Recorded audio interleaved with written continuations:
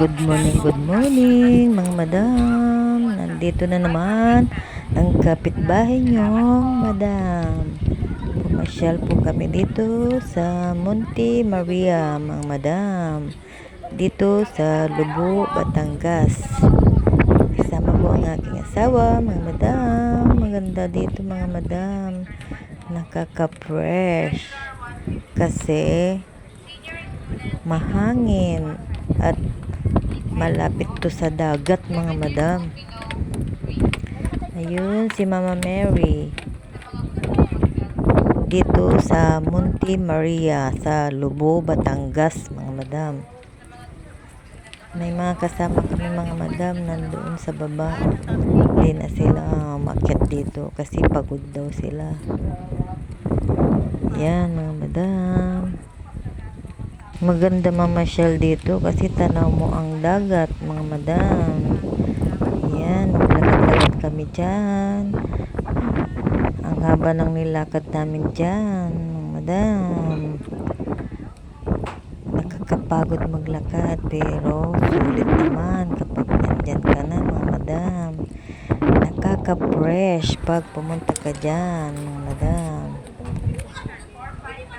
Yan hi. Malaki po yan mga madam. Maganda at mamasyal dito. Marami rin nagpupunta dito. Nagsisimba. May ginagawa pa pala sila dito mga madam. Hindi pa naayos.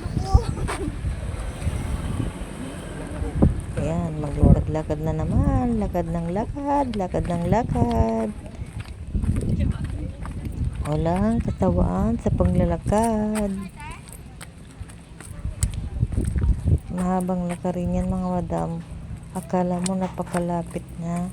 Pero malayo mga madam. Ayan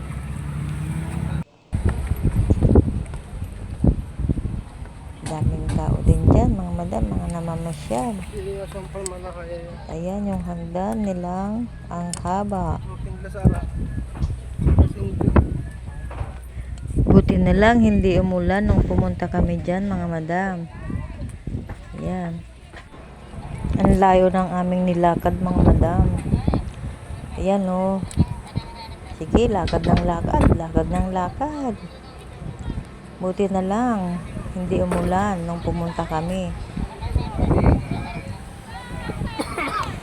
Malayo din po ang biyahe namin dito mga madam nung punta kami.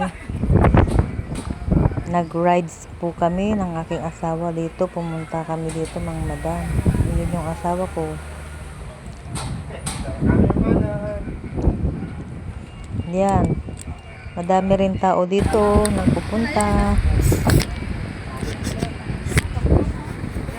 Presko kasi mahangin. Tapos overlooking po siya sa dagat. Ayan. Malawak po ito mga madam. Pwede po kayong pumunta at pumasyal dito. Maganda at mahangin. Maaliwalas. Presko ang hangin. Yan. Pauwi na po kami dyan. Kaya paglalakad na naman ang ating madam. Lumakad na lang ng lumakad dito mga madam. Kasi yung motor namin nandun sa baba. Bye-bye. Thank you.